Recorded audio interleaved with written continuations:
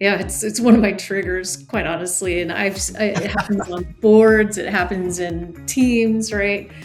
And it's that I there's two things that have to be true to create people brave, vulnerable enough to show up with their truth in the moment, or out and not to go outside of the meeting after a decision is made and either debate it outside or say, oh, I didn't agree.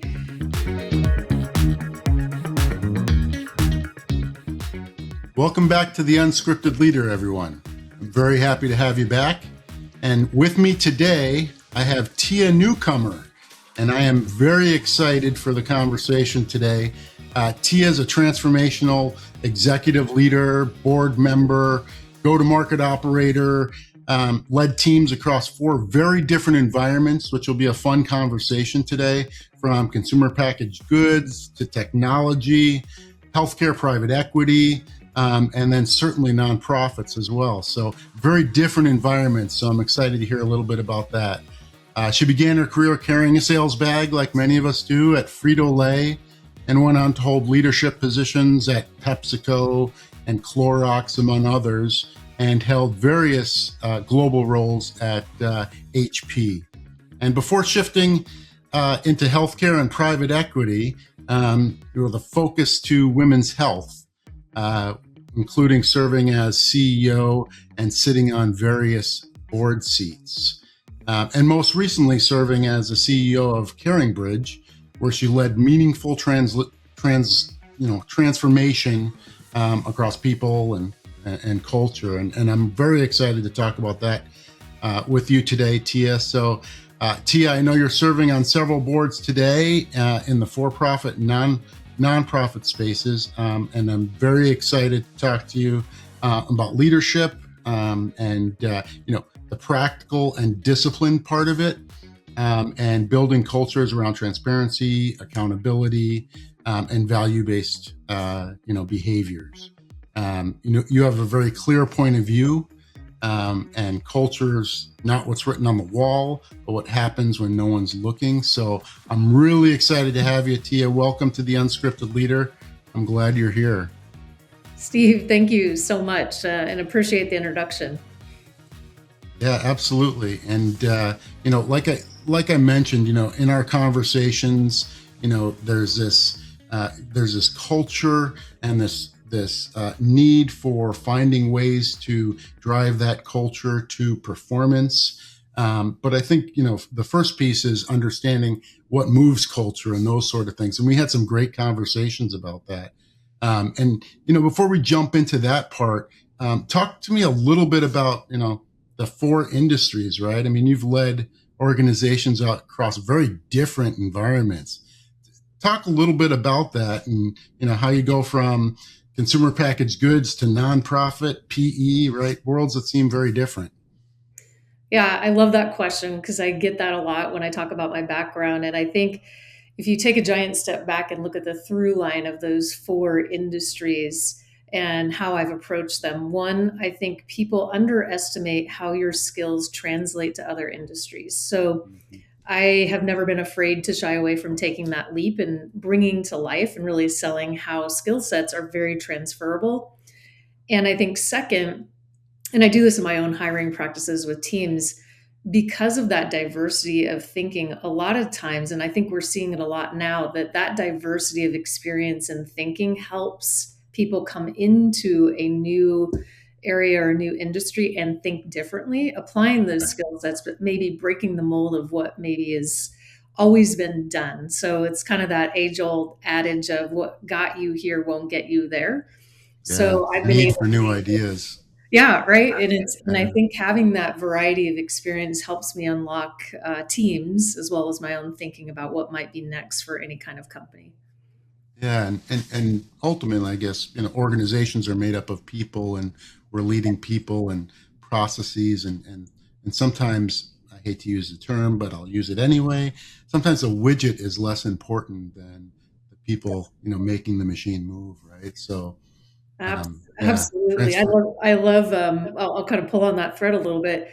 when I think about successful leaders, right? And there's a playbook that you often hear: people, process, technology. Come in, assess people, assess process, assess technology, and then you've got the whole picture. And I often say that yes, and I'm really good at that, and the teams that I lead are really good at that. But without culture, which is made up of people, and I love how in the intro you said, culture is what happens when no one's looking. Mm-hmm. Without culture, time and time again, I've seen, there are short term returns, sure, that you can get on people, process, and technology, but without culture, the sustainability of that and the retention of your team and all of the things that come with long term success don't exist. So I now add people, process, technology, and culture. And it is Culture. separate and distinct from those three things. Yeah. Uh, and it's interesting because I know your background, um, how you came to these ideas, and so I'd love to talk a little bit about sales and how it was foundational for you, and sales wasn't the plan, as I understand, right? And like a lot of us, me included, you resisted at first a little bit, but how did it end up being so formative for you? Yeah, I reflect on it often, and it is so foundational. The reason why it was such a big moment of choice for me and why it's carried through is I think carrying a bag, you are the end point. I call it the feet on the street, right? The last mile of whatever is Mm-hmm. cooked up all the way up the chain. And we used to call it the glass palace. Maybe we still call it that. But whatever's cooked up, right? In sales, you have to bring that to life. And what I Mm-hmm. learned through working with retailers like Walmart, Costco, who are so good at, Walmart calls it eat what you cook. Costco, I'll never forget Jim Senegal, the founding CEO, being in the store with him, and he knew prices of everything. And his singular focus was, how do I make sure our members are getting the best price? And when you go to that foundational level in sales, right, you're the front line, you are seeing what the customers want or don't want. And meanwhile, you're getting orders or direction from top down. What it instilled in me is always go to the front line, I'll call it. No Mm-hmm. matter what position I'm in, whether it's CEO or when I was VP, other managerial roles, I always wanted to get out into the market, so to speak, talk with the customers, get out in front. Because if you don't have that, you're missing critical feedback. You're also missing your team that's out there selling, like what can we do better to support them. So that's what it instilled in me. Is I'll go back to I carried forward the eat what you cook mantra, and I actually called it the wall of reality for my teams. Sure. And part of their The wall of reality. I like that. wall of reality, and what Sure. at that time I was leading a combination of marketing and business development teams, and so doing great things. But I was like, part of their performance metrics, quarterly, I had them go out in the field and ride along with the salesperson. At first I got a lot of groans and grunts, but then we would have a huddle, and it was very informal, right? It was a huddle after everyone did their quarterly um, wall of reality tour. And literally on sticky notes, I was like, just write down one thing that shocked you or one thing that you learned or what, right? And so we had this wall of reality that when we are developing marketing materials or going for business development support, we would look at that and make sure we were bringing that into the equation. Sure. And I mean, there's a benefit. Everybody in an organization, we had every new hire um, ride in the field with technicians. It was a sales and service organization. Ride in Yep. the field with technicians, and we had technicians spend half a day with sales folks, and those are typically um, they're rife for some conflict between service and sales in this particular organization. And it was amazing, the level of empathy or whatever the right term is, but understanding of each role and the individual challenges that you don't think about typically, and maybe a salesperson doesn't recognize that they're working with. And it's great what that does for culture, and how that breeds this understanding. So I love we're how you if I love how you brought to life actually the bilateral benefit, right? So both parties are getting a benefit. It's not just mhm, the team that's not selling, but the sales team gets to understand some of the decisions and the complexity maybe that yeah, the other teams are dealing with. So I love that you point that out. yeah, and you know, both of us, right? We spend a lot of our career in sales, and oftentimes, by nature and somewhat necessity, we're focused, right? Highly focused on the goal, and having some of that operational reality regularly can help us in selling differently, right? We can there's a lot of challenges inside of the organization that sales can solve through, oh, I need to set a different kind of expectation, and that'll solve that, right? Or I need to work with that understanding and give grace to my team on timelines, or those kind of things, and that understanding is huge, right, for both parties. Yeah. So yeah, I mean, there's learning all around when you get folks together. The challenge is time, right? And that's Yeah. always a challenge, and I love, we talk about what it's really like sitting in the CEO seat, the top leader seat, whatever it is, and one of the challenges is how do you budget your team's time, right? How do you budget Mm. your organization's time? And it's things like this that it's a thesis, right? You're holding to that. If I build this culture well, good things will happen, and I'm taking somebody out of their normal function to pursue that, right? Yeah. And I always say and what gets measured gets done.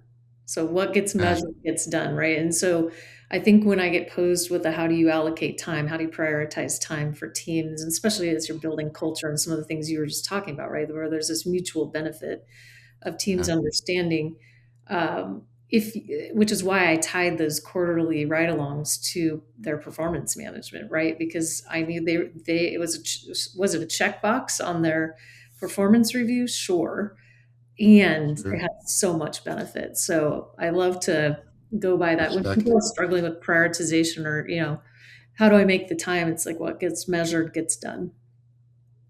What and I have my own story, and I think it's fairly common. What was what was one of the reasons, or why did you resist sales at first, right? Hmm. Like, and I did the same. But do you remember what that cringe was? Yeah, two things. One, I'd spent the last 4 years in college studying, advertising and creativity, and very much around the creativity and how campaigns came to life. So for me, sales was, and oh, by the way, I had done an internship and then got a sales position at the Daily Nebraska, and I went to the University of Nebraska Lincoln, and so I started in cold calling the white pages for ad Oof. sales. Yeah, exactly. Probably some people listening will Still know. ranked. No. Yeah, it's still ranked, like number one or two worst jobs, Yep, right? there you go. Advertising sales in those kind of directories. Exactly. So that's where, that was my frame of reference is selling, cold calling the white pages. And then I got promoted to actual account executive sales, but I'm still selling, right? You're still out there. And I was like, so that was one. So lived experience was one kind of ick, so to speak. The second was car sales. So who hasn't bought a car, right? Either whether at that time with my parents, and I just had this like, ooh, it's this kind of slimy wheeling and dealing. How are they gonna try to, how is a salesperson gonna try to get one over on me, right? And so Yeah, just that was my bias going in. And yeah, that was when I think I told you the story, Steve, when we talked earlier that I graduated. I had 3 offers in hand for advertising, marketing. And quite honestly, when I looked at the salary, I was like, I just went to school for 4 years. And so this is 1995, and the offers on the table were like between 12,000 and 15,000 a year. And I was like, what is this? So I go to my advisor because I wanted, like, is this to be expected? Am I missing something here? And that's when she looked at me and she said, I've watched you the last 4 years. I want you to go talk to this company called Revlon. It's a sales job. And you and I talked about this. I kind of went, Uh, "Sales? What?" So the rest is history, clearly, and I never looked back. And I got to combine all of the best of both worlds of advertising, creativity, and sales. Because at its core, I think you and I also touched on this, that sales has a lot of creativity and marketing, and you're advertising yourself, your company. Like there's so many crossover that I don't look at them separate and distinct anymore. yeah, and it's about awareness and influence, right? And Yeah, absolutely. that takes on all kinds of forms, right? Whether you're writing copy or whether you're in front of a client. Yeah, Uh, love that. so, and then from sales, obviously, your career took off and sales leadership and revenue leadership, and then sitting in the top seat.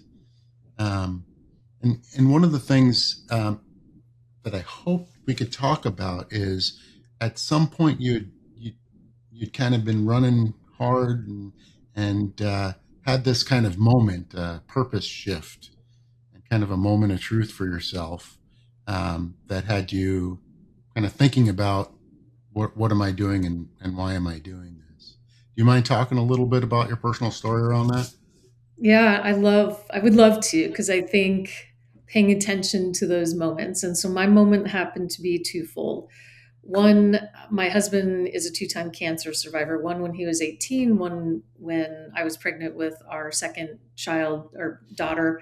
I was 6 months pregnant. So that changes your purview on what's important every day of your life. And my husband came into our marriage with a quote that honestly defined and still defines how I make decisions, which is, what you do today is important because you exchange a day of your life for it. So on one hand, I had this phenomenal partner who had this life experience that is life changing, that had really great guardrails for me to live my own life. So that was one. The moment that combined with that background and that belief and that partnership with my husband was, he came home. He's a now a retired firefighter, lieutenant, paramedic. And he came home one day and was talking about his day. And he said, "Gosh, if they didn't pay me, I'd still go to work." And I kind of was, I was kind of, shook a little bit, like, "What do you mean?" I've never felt like that. And so that moment combined with, that belief system that, what you do today is important because you exchange a day of your life for it, made me pause. Even though I was at HP, a Fortune 10 company, this amazing people, I will never, still to this day, I keep in touch with many of them. But I wasn't feeling that fire in my belly, connected to what we were doing, connected to the, let's call it the mission of the company. And I couldn't put that into words then. I can now, but it made me really look inwards and say, what would motivate me to just jump out of bed in the morning and love what I do and be connected. And so there was this moment where I started exploring my own personal stories and experiences combined with my business experience and background. And that's when I had a great mentor introduce me to the world of women's health and private equity backed Mm, businesses. And private equity is kind of what I would call as the funding mechanism. It was really more about my propensity and alignment with women's health and healthcare, and really feeling that, wow, this is, if I'm going to spend, 80-90% of my days away from my family, this feels good. So that mm, was the moment that you and I shared and talked about. yeah, and I think almost every successful person I can think of that I know have had some sort of inflection point in their career and their life that led them to find this inner drive that is a different direction. But you talked about these inflection points, and I wonder um, when you think about this new model, how do you know when you're deciding right? Hmm. Because when you were at HP prior to coming to this conclusion, um, I assumed you thought, hey, I was doing great, right? This is it's how do you know and recognize when it's time to kind of challenge your assumptions as a leader? Yeah. There are three things that come to mind. There's a personal part that I'll unpack and that you have to pay attention to, a professional, and then I will call it let's say it organization. So professional different. So there's kind of personal, professional, and then organization. So let's start with the personal. Personal, I just kind of unpacked, right? There's something inside of you that you're like, gosh, is this where, you can lay it out. Is this good for my family? Is this good for my time? Is this good for, right? There's many motivations you have to define yourself. But I think personally, if things start to feel off kilter in, how you're showing up in your personal life, you need to stop and examine that. From a professional perspective, I always say when I stop learning, it's time to look elsewhere. And, I do pride myself that pretty much there's a through line in my career of curiosity and learning.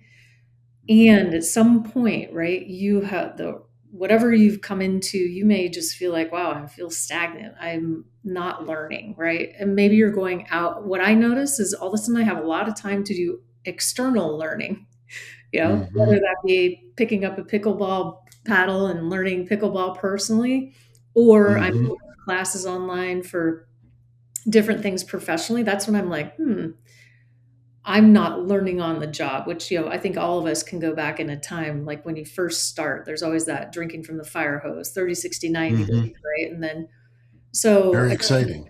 right, right. Or people, or you might just, I think you can learn always in any job, purposefully. But if you stop that, you've got to take examine and say, okay, maybe it's time. And then the last around organization, and this I'll bring to life a personal experience that led me to be in transition right now from, leaving Caring Bridge and now looking at what's next. I looked around at this phenomenal team that I had built, looked at what we had done together that transformed the organization. And there's a time when you look around and you say, it's time to let someone else do this role. And that's tough, right? Sometimes you're having so much fun and you don't want to let that go. But I think there's a time if you can lift your head up and look across the organization and recognize that for the organization, it's also time. That's probably the hardest, I will say. I think personally and professionally, it's easier to look at what's going on with yourself, but to lift up and look across the organization when it might be time to hand over whatever role it is. I think that's an important one to Mm-hmm. pay attention to.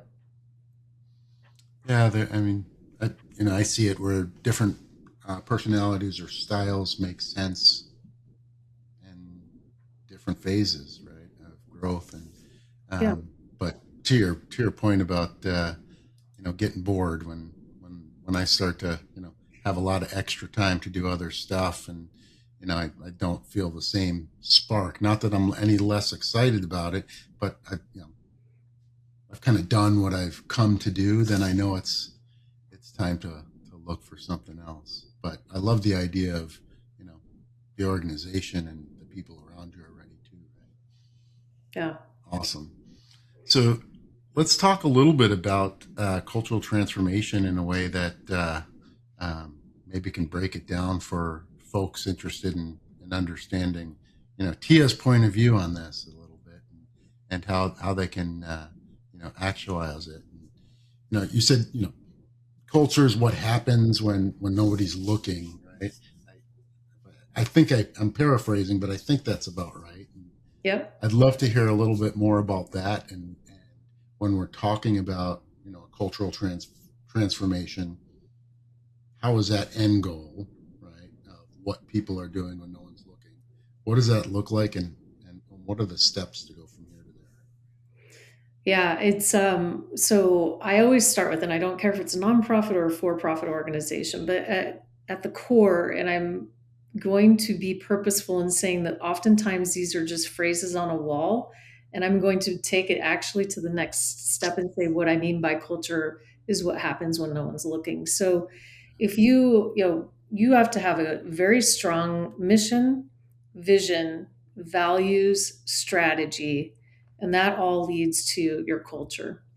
Mm, So, and again, that's where when I look at vision, mission, and values, those are the things that usually are like these cool things on the wall. No one ever talks about them. Here's where it's magic. And I've been a part of two most recently CaringBridge, and then early in my or mid career, I had a great CEO that I worked for that you could feel this when I talk Mhm. about it's what happens when no one's looking. So at CaringBridge, our vision is amazing and strong. The mission was strong. We created as a team new values. And when I knew that our culture was so solid and exciting to be a part of, is when I heard those values show up in our daily meetings and conversations. One of those values, as an example, is keep it simple. We are serving, caregivers who are overwhelmed. So everything, we would literally be in product meetings and I would hear not my direct reports, but people that are reporting to them saying, guys, we need to come back to a keep it simple principle. This seems a little complex, right? And I'm just like, I was like, got goosebumps in those moments, right? Because Yeah. that's when Yep. I say it's when no one's looking, our values were Yeah. actually being spoken to and aligning to the priorities and the execution that we were doing. So that's magic when And I resonated with people. absolutely. And it was a long, when I look back at creating those values, it wasn't a one day workshop and we were done. There's much that went into that. And I will credit, full credit, and I think this is where top down really, really matters. You have to model those values as well. You have to speak to them in your daily practices or daily leadership. Otherwise, you're not going to see that mirrored back to you. So that happened from me down to my team. And then that magic moment when it's now being talked every day in the hallways at CaringBridge, even without me there. So it's really fun to watch that team even after I've left. Sure. Yeah. No. And I can relate to that when I finally see it click in a meeting, right? And the Yeah. goosebumps. I know exactly what you mean. It's like, oh my goodness, wow. I Yeah. guess And you it think works. about, the dreaded, none of us likes performance reviews, writing them or receiving them, right?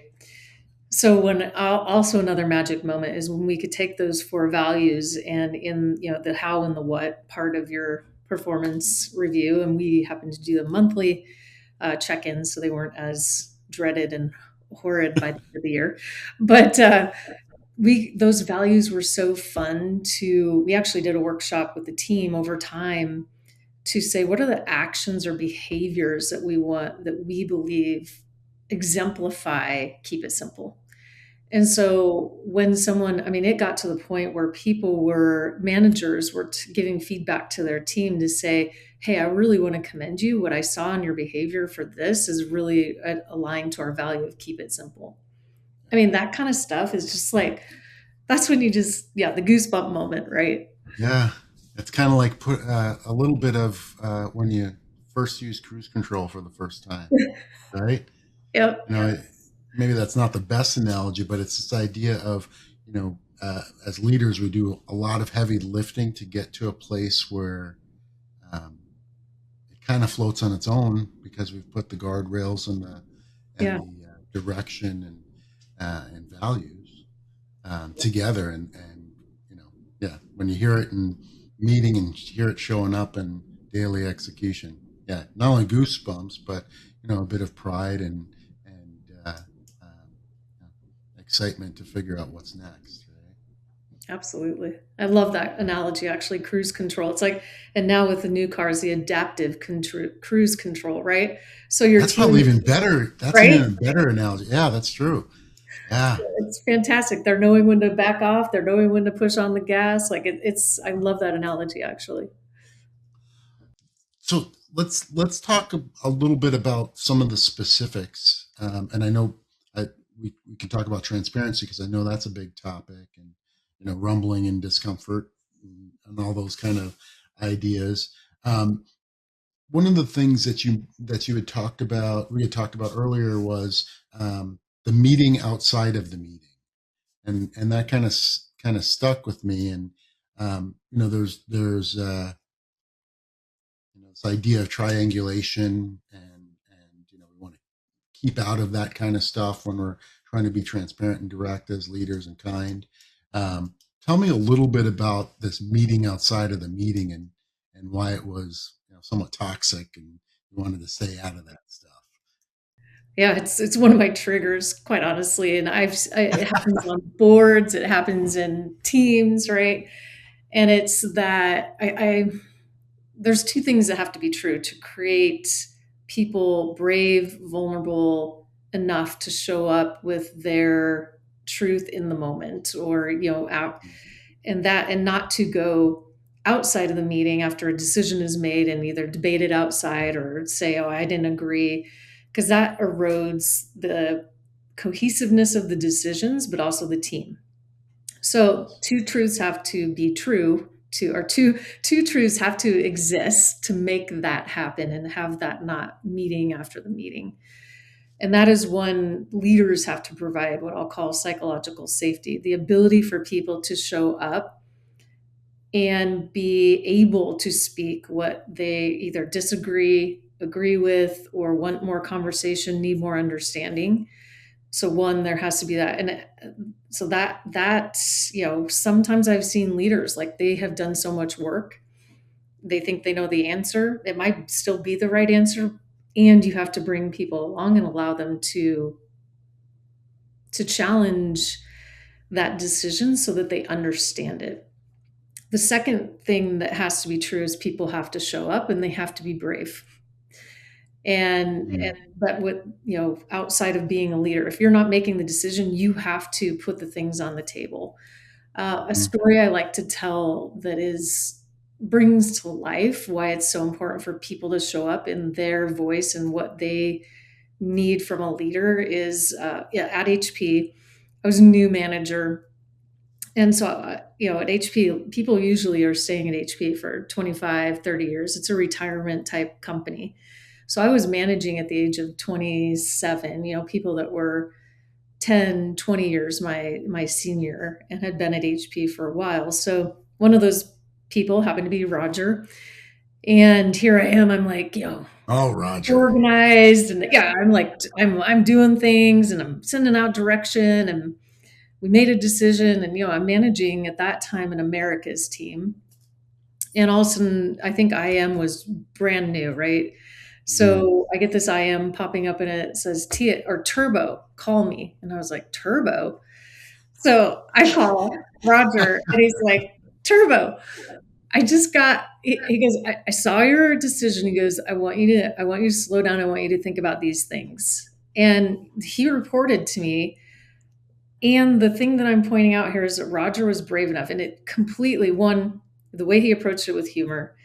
He called me out and didn't make me defensive, right? I was like, what do you mean? He's like, I love what you're doing. And, here's a couple things to think about.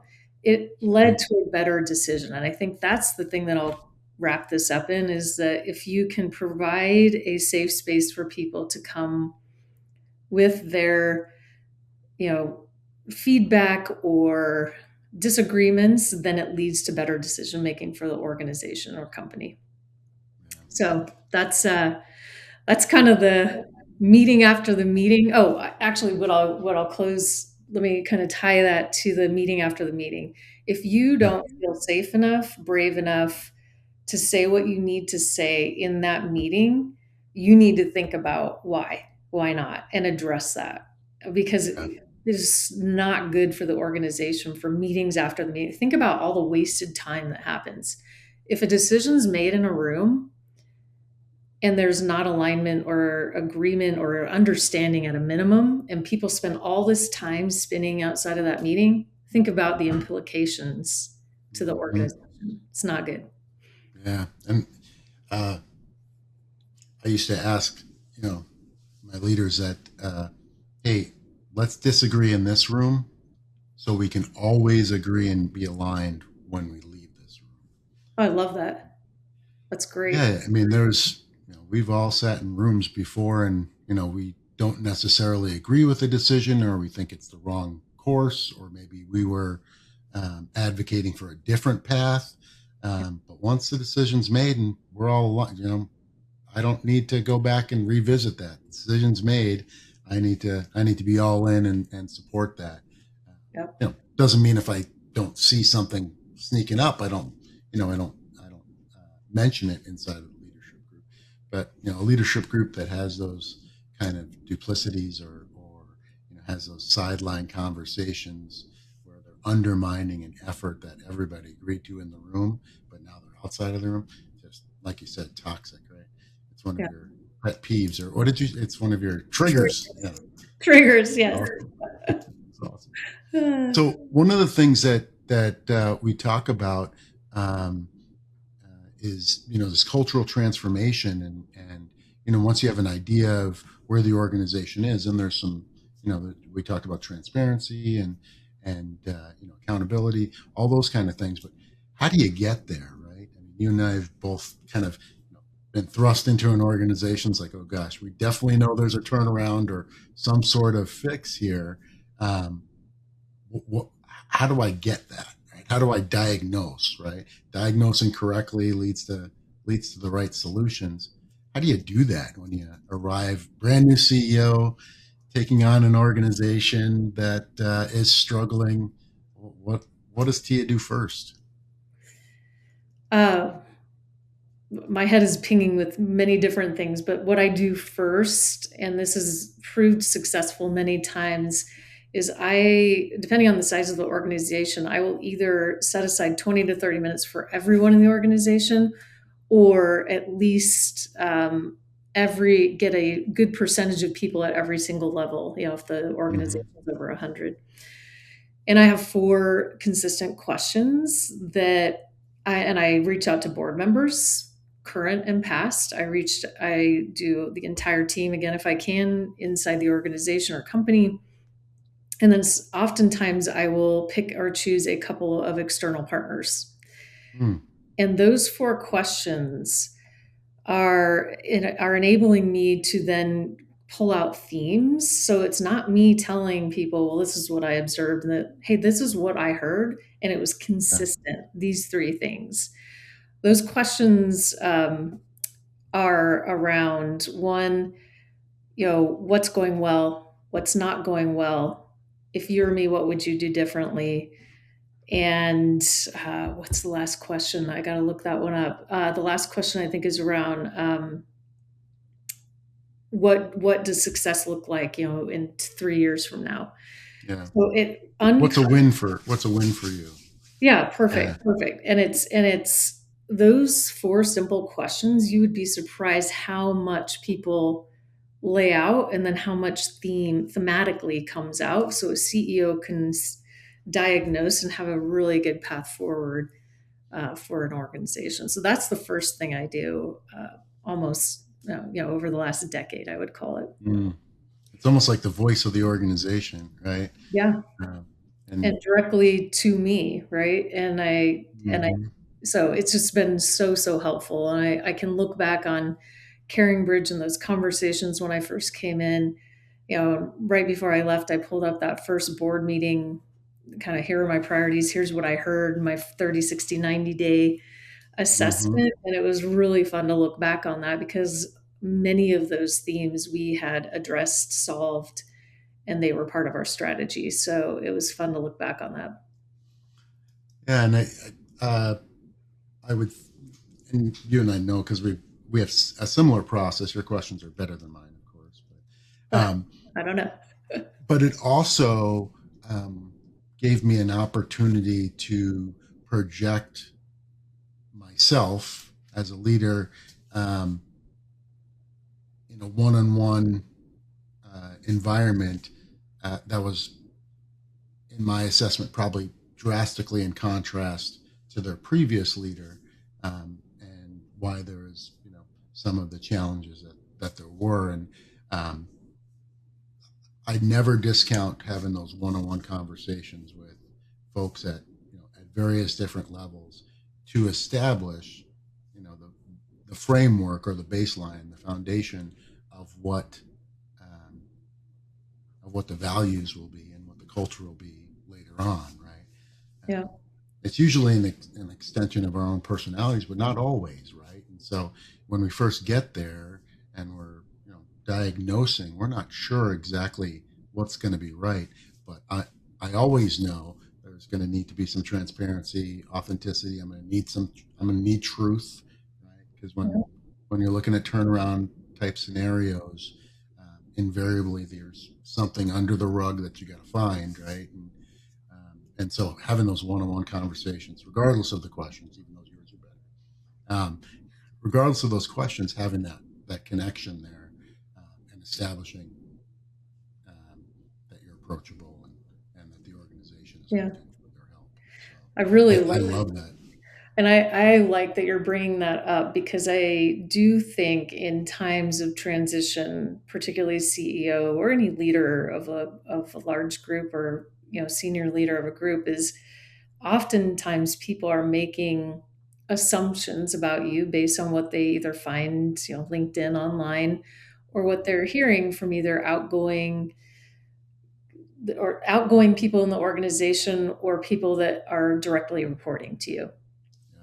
And so it gives you that opportunity to humanize yourself and for them to see you one on one. And I actually have had handfuls of people lower in the organization tell me, when I met you, Tia, I was surprised because I had been hearing X Mm. about you, and that was not how you presented yourself. And so it gives you that opportunity to humanize yourself and not rely on other people's perceptions, right or Yeah. wrong. Yeah. Um, in one of the organizations, um, one of my mantras was, "We're reasonable. We're all reasonable people," right? Because people were, there was an emotional thing where people just go off on these weird tangents, thinking that somebody was being, you know, inhumane, right? Just doing crazy things that were just. It's like, why would we do that, Ed? Right? I mean, we're all reasonable people. I'm a reasonable guy. Why would I do that to you, Yeah. right? But having that one-on-one connection, right? When you see that starting to spin up, it'd be like, I'm a reasonable person, right? That why would I? Nobody would do that, right? And it's kind of like, oh yeah, I guess I just got wrapped up, or I heard, and then you go into the Right, more and right. more and all that. Right? But yeah, that's good stuff. So, what do you think is the most revealing of your questions? What's going well and what's not going well, honestly. Because those can span so many different things. Uh, and oftentimes, I actually carried a version of those questions over I do skip levels as well once I'm Mm-hmm. established in. Yeah. And so it's funny, I reordered that or rephrased that question to what's going well, what could you do better? So what started to Ah, happen was when I was saying what's going well and what's not going well is it was all about organization, pointing to other people. And excellent. so that's where the pivot to accountability, which is really, really important, is accountability is between only myself and the organization, right? It's not, where responsibility is between two people. And so that pivot to accountability is what do I own Mm-hmm. about this outcome? How is it impacting, importantly, my team and the organization? It's a really helpful way to tease out, like, what are you doing well and what are you not doing well? Or, and I don't word it that way because no one likes to say, well, what I'm not doing well, right? It's Right. like, what I are you get it though, right? right? What are you Yeah. proud of? What didn't go as well as you wanted it to? Something like that, Yeah. right? And Yeah. that really helps too to create a space of not only vulnerability, but it's not like I'm going to punish you you know, I'm not going to punish anyone for making mistake, owning it and saying, but here's what I did and here's why we're better for it. Mm-hmm. And so And that's those are great. Those are great times too to look for those opportunities to show it. I'm a reasonable person, right? right, To say, right. hey, I wish I could have done this better. That really didn't go well. And I was like, hey, yeah, that was a real failure. But hey, you learned a lot, and Yeah, geez, it's just so important to the team. I'm glad you're taking risks, right? Those kind of things. It's like, holy crap, right? That's an entirely different perspective than, I wanted to fly under the radar 3 months ago and make sure nobody even knew I existed because I didn't want to be the person on the chopping block or whatever. exactly, exactly. And I like to operate on the no surprises mantra from my teams, Mm, right? And And this goes back to, we were talking about culture and what happens when no one's looking. So that, and the top down modeling of that, I also tell people when I make mistakes, like, hey, the decision was this. I then thought about it or got other input, or hey, this new information came, or yeah, that was a bad decision retrospectively, and here's why. And so Mm-hmm. modeling that top down, I think actually the only way to create vulnerability and what I'll call that psychological safety for your team is to model it. Yeah. So it comes, why I ask those questions, I also then model back like what went well, what didn't go well, right, in my own decision making as a leader.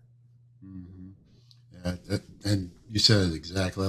I like you got to model it, you got to describe it, and then you got to look for opportunities to encourage it, right? And like I love when people would tell me they screwed up with something. I mean, because in big picture of things, the screw ups weren't that big, right? Or, Right. there were some big screw ups. That's a different conversation, but hopefully we have good guardrails and metrics to catch those things. But hey, this didn't go well or that. It's like, oh, I'm glad in my inside, I'm going, oh, I'm glad you shared that with me because this is an opportunity for me to not, berate you, but encourage you to keep taking risks, right?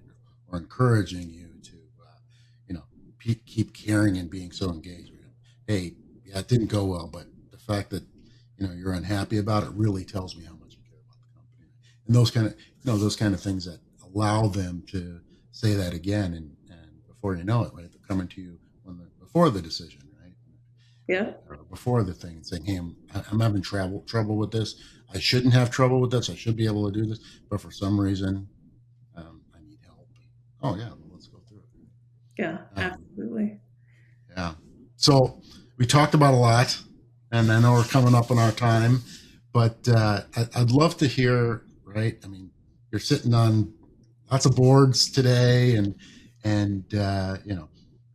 doing some nonprofit work and that kind of thing. But what's really next for Tia? What's the next adventure for you? Yeah, I love this question because it truly is a next adventure.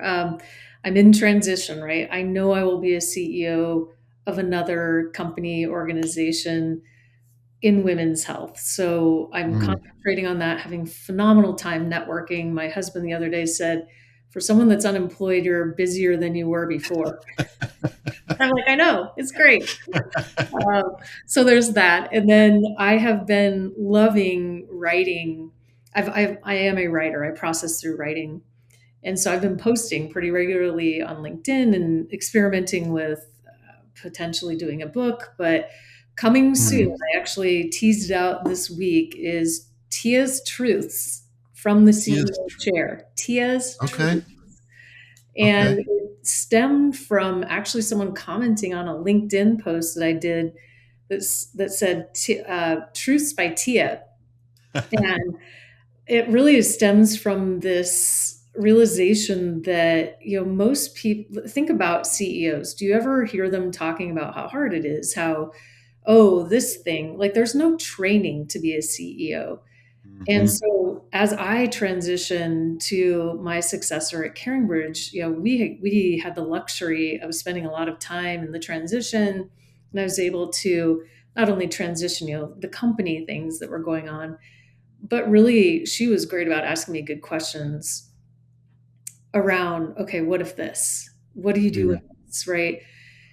Which I realized in that moment, no one teaches you this. You learn the hard way. And then when I'm part of small CEO circles, we talk about the real stuff, right? And I'm like, why don't we talk about this more? And I will liken it to menopause. No one talks about menopause. No one talks about what it's like to have a baby. Mm. Me as a woman, I can appreciate that no one talks about it until after. And so I thought to myself, I want to unleash some of the truths about Mm. leading from the top. So that was a long Sure. way of saying, come follow me on LinkedIn and you will get some Tia's truths. And then I will say, I got a comment that said, um, spill the Tia. So a play on spill the Build tea. the Tia. Sure. And I so love I that. think I'm going to use that for like more personal insights and lived experience being an executive and a parent, etc. So anyway, more to come. Sure. That's good fun. Yeah. Spill the Tia. I like it. I Right? like it. So on LinkedIn, Tia Newcomer. Yep. Um, we got Tia's truths that we're speaking, and those may lead into a book coming soon. Yes. And I'm excited to hear and see. And I know you can't talk about it now, but where you land in your next CEO position in women's health. So, Thank Tia, you. really appreciate you being on the show today. As always, when we talk, this has been awesome. Most casual and comfortable conversation I get to have on the podcast. So really glad you came. Thank you for being on the show. And everybody, please reach out to Tia on LinkedIn, and feel free to please check out Tia's shows. Tia, thank you very much. Thank you, Steve. Pleasure.